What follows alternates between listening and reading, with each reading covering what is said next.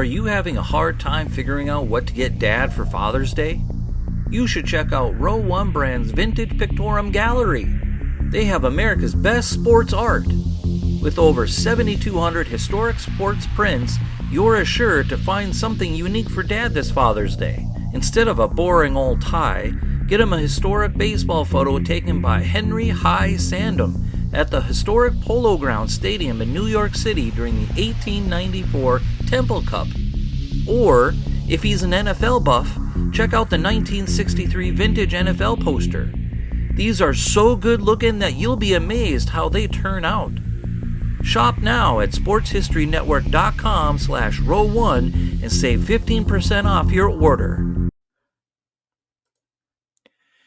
Thanks for listening to the Pigskin Tales podcast. This story was written and produced by your host, Ross Bliley, edited by Nikki Bliley. You can follow me on social media outlets such as Facebook and Twitter, music streaming providers Spotify, Podchaser, Apple Podcasts, Castbox.fm, Google Podcasts, Radio Public, Breaker, and Pocket Casts. If you like what you hear and want to support my work, then Anchor.fm and Patreon.com is where you can find me. Just search under Ross's Fancast. On the World Wide Web at rossbliley.com is where all my episodes are uploaded. The soundtrack is provided by Kevin MacLeod of filmmusic.io. Thanks for your support, and I always appreciate feedback.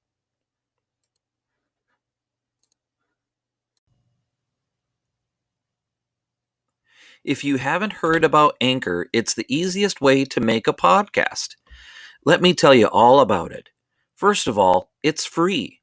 There are creation tools that allow you to record and edit your podcast right from your phone or computer. Anchor will distribute your podcast for you so you can be heard on Spotify, Apple Podcast, and many more. You can make money from your podcast with no minimum listenership. It's everything you need to make a podcast, all in one place. So download the free Anchor app now or go to Anchor.fm to get started.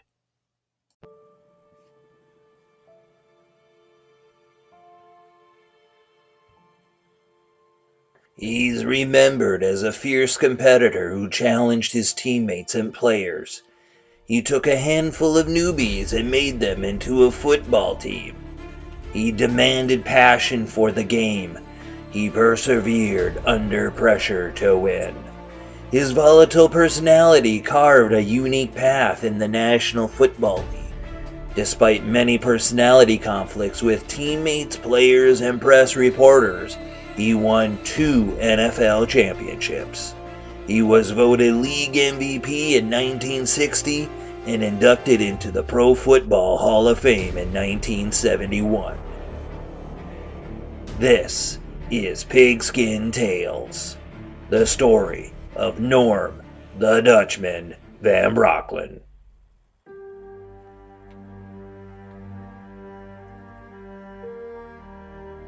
Norman Mac von Brocklin was born in a small town in South Dakota in 1926. As a baby, his farming parents moved the family from Butte Creek to Walnut Creek, California. There, he lettered in football, baseball, and basketball. In 2 seasons of varsity football at Acalanes High, he compiled a record of 9 wins, 5 losses, and 2 ties.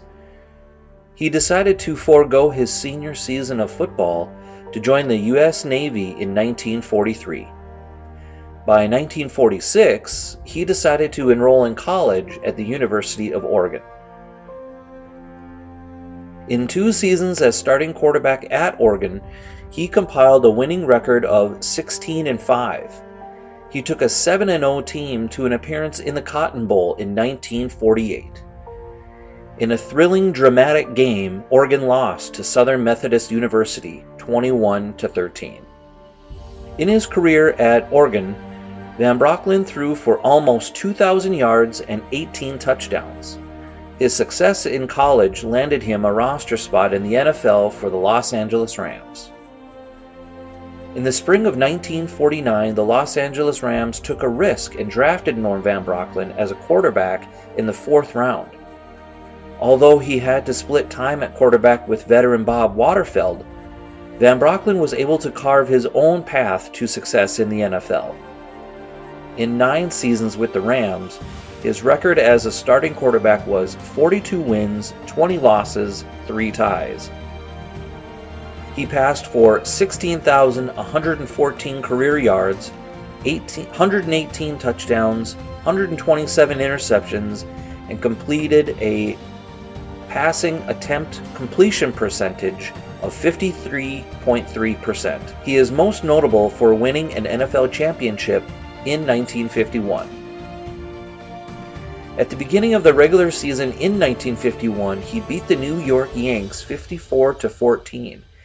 In that game, Van Brocklin threw 5 touchdowns and 2 interceptions with a 65.9% completion percentage. His 554 passing yards in that single game is still a record that has yet to be broken. The next closest player to that record is Matt Schaub of the Houston Texans. In November of 2012, the Texans played the Jaguars. In that game, Schaub completed 78.2% of his passes, threw 5 touchdowns and 2 interceptions, and won the game in thrilling, dramatic fashion 43-37 in overtime. Following the conclusion of the 1957 season, Van Brocklin was traded to the Philadelphia Eagles. There, he was a star that guided the franchise to their first NFL championship. In his storied career in Philadelphia, he threw for 7,497 yards, 55 touchdowns, 51 interceptions, and completed 54.3% of his pass attempts. After playing 140 games in 12 wild seasons in the NFL, Norm Van Brocklin passed for 23,611 career yards, threw 173 career touchdowns, and was intercepted 178 times. He completed 53.6% of his pass attempts, was selected to 9 Pro Bowls, was the recipient of the Burt Bell Award in 1960, and voted the NFL's most valuable player. When the calendar flipped to the year 1960, Van Brocklin was getting ready to retire as a player in the National Football League. He made a handshake deal with the Eagles ownership to take over head coaching duties once Bob Shaw officially retired. Unfortunate for Van Brocklin, as ownership chose to go with someone already on the coaching staff. They promoted defensive line coach Nick Skorich to be the guy next in charge of the team. Van Brocklin heavily criticized the move by Eagles ownership. However, nothing was solid in writing. As fate would have it, Van Brocklin got an offer from general manager Burt Rose to coach an expansion team of the newly established American Football League, rival of the National Football League. Later, in 1970, the 2 leagues would merge and become one league, the National Football League.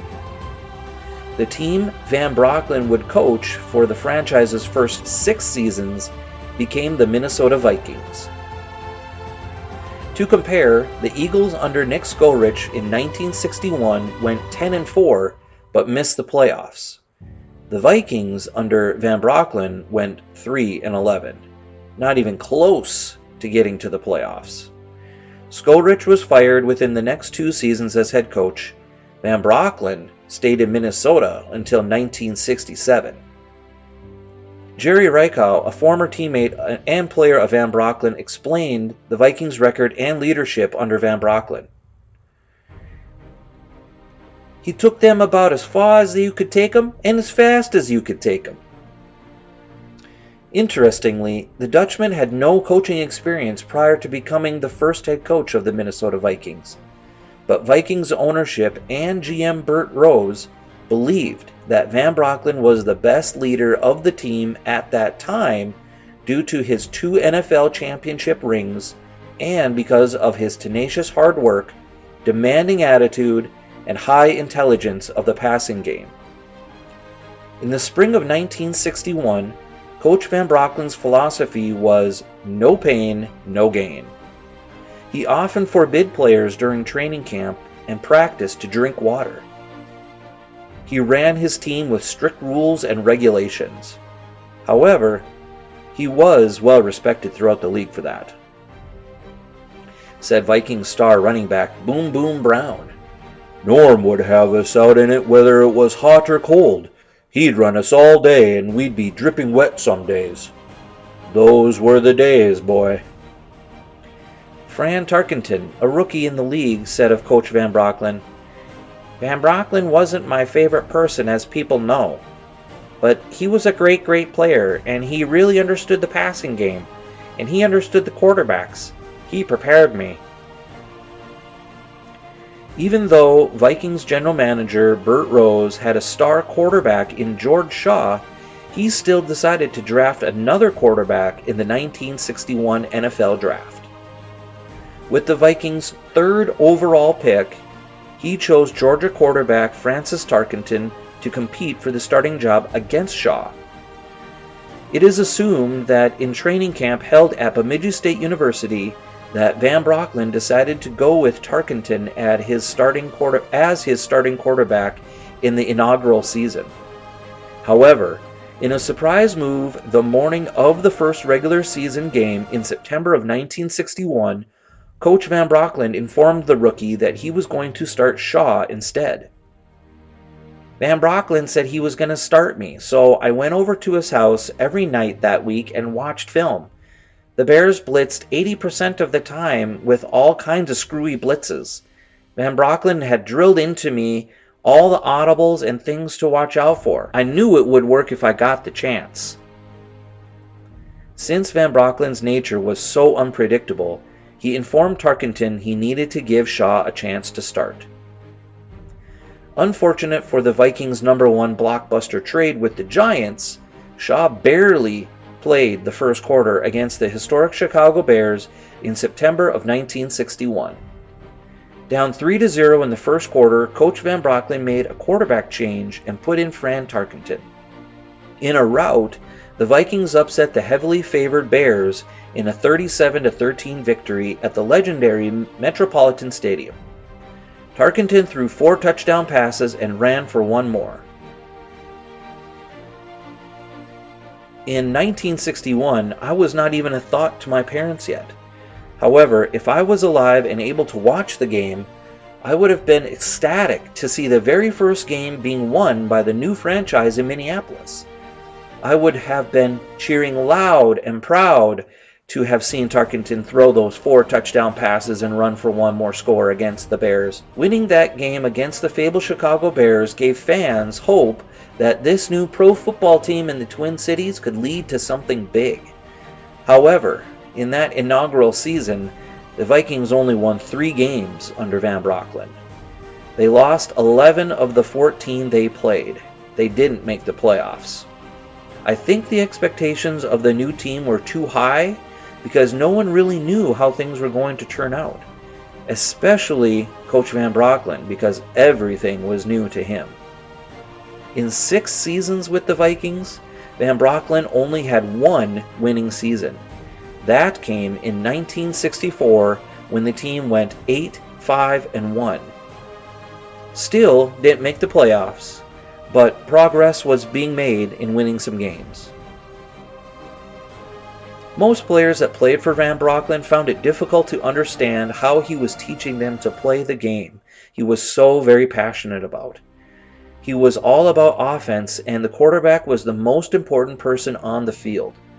When he described the quarterback, he said, "The word desire is overworked, but a quarterback must have desire. He can't discourage easily. He has to be confident that if he just hangs on against adversity, he finally can get the job done." Aside from his brutal training camps, Norm Van Brocklin's sideline and post-game anger towards reporters became normal between 1961 and 1967. He cooled off for 1 season while he did some game analysis for CBS in 1967. In 1968, he was the next head coach for the Atlanta Falcons. Van Brocklin's volatility made it especially tough on Fran Tarkenton. Tarkenton wanted to play his game naturally by scrambling away from defensive linemen, and Van Brocklin wanted him to stay in the pocket and become a more standard NFL player. Tarkenton was so fed up with the head coach's yelling that he got to the point where he went to the Vikings ownership and demanded a trade because he could not stand to work with Van Brocklin anymore. Tarkenton did eventually get his wish and was traded to the New York Giants in 1967. It wasn't until 1972 that Bud Grant brought Tarkenton back for 6 more seasons with the Vikings. In a surprise move by Van Brocklin in the spring of 1967, he told the Vikings ownership that he was done coaching because no one would listen to him. The players could not understand his plays, and Fran Tarkenton was only in the league to play by his own rules. He wasn't going to play the position the way that he wanted. So he quit. His record in Minnesota as a head coach was 29 wins, 51 losses, and 4 ties. After he quit coaching in Minnesota, he got an offer to be a commentator on CBS to keep his mind in the game. During the 1968 season, the general manager of the Atlanta Falcons, Frank Wall, discussed with Norm an offer for him to take the head coaching job. The Falcons were in their 3rd season as a franchise in the NFL and were looking to Norm to help them win some games. He took the job with gusto and rallied the woeful team out of the depths of despair and compiled a record of 37 wins, 49 losses, and 3 ties in 7 seasons as head coach. Overall, yeah, it was a losing record. However, you must consider that the team had only won 3 games total in 2 seasons prior to Van Brocklin arriving. In 1974, with a season record of 2-6, Atlanta ownership fired him. Once coaching pro football was over in 1974 for Van Brocklin, he decided to take a job as an assistant running backs coach under Georgia Tech head coach Pepper Rogers in 1979. In addition, he analyzed college football on the WTBS television station Superstation in Atlanta, and he grew pecans on his farm near Social Circle, Georgia. In 1983, our Father in Heaven sent an angel down to get Norm the Dutchman Van Brocklin after he suffered a massive heart attack. He was only 57 years old. Today, the NFL superstar quarterback turned head coach is immortalized in the Pro Football Hall of Fame, the Oregon Sports Hall of Fame, and the University of Oregon Sports Hall of Fame. Chris Thomason of the Pioneer Press interviewed one of Van Brocklin's daughters right after the Eagles won Super Bowl 52 in Minnesota, and she said that he would have loved to see the Eagles win the big one. He would have been so proud. Norm the Dutchman Van Brocklin was a fierce competitor, but also a lovable, sensitive guy. Overbearing at times, but that just showed that he had passion for the game of football. From the fans' perspective, after losing 3 seasons in a row, I would have told my dad and brothers that Norm's got to go. Whatever he's doing, it isn't working. The team isn't playing up to their potential. Yeah, they had Scramblin' Fran that could sling the ball and make big plays with his legs. They had Chuck Foreman, a punishing running back who could run the ball down the throat of the defense. They had the Purple People Eaters on defense: Jim Marshall, Alan Page, Gary Larson, and Carl Eller. However, they only made the playoffs once Bud Grant became the next head coach. Coach Van Brocklin was not a good choice for Burt Rose and Vikings ownership at the time. I believe that they rushed into the situation too quickly, and Van Brocklin just happened to be a big name at the time. Despite the fact that Fran and Norm didn't get along as player and coach, both had success in the NFL in separate ways. In the next episode, I will dive into Fran Tarkenton's football life. Thanks for listening to Pigskin Tales. This story was written and produced by Ross Bliley, edited by Nicole Bliley. Sources of information were found online at ProFootballHallOfFame.com and Google Newspapers. Statistics are researched online at FootballDB.com, OregonSportsHall.org, and ProFootballReference.com. Quotes referenced are from books purchased. 100 Things Vikings Fans Should Know and Do Before They Die, written by Mark Craig, and Tales from the Minnesota Vikings Sidelines, collection of the greatest stories ever told, written by Bill Williamson and Eric Thompson. Soundtrack provided by Kevin MacLeod of filmmusic.io. Follow me on Twitter and Facebook as Ross's Fancast. To review my past work, go to my website at www.rossbliley.com.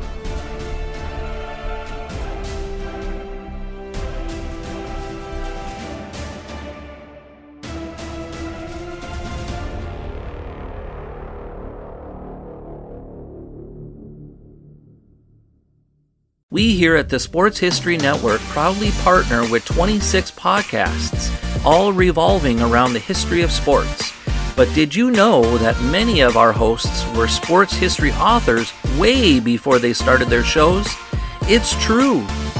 We've got Joe Ziemba, host of When Football Was Football, Joe Zagurski, host of Pro Football in the 1970s, Mark Morthier, host of Yesterday Sports, Tommy Phillips, host of Lombardi Memories, and Scott Adamson, co-host of From the 55-Yard Line. All these authors have many books for you to choose from. To check them out, go to our website at sportshistorynetwork.com/sportshistorybooks. Pick up your copy today. Soundtrack provided by Kevin MacLeod of filmmusic.io.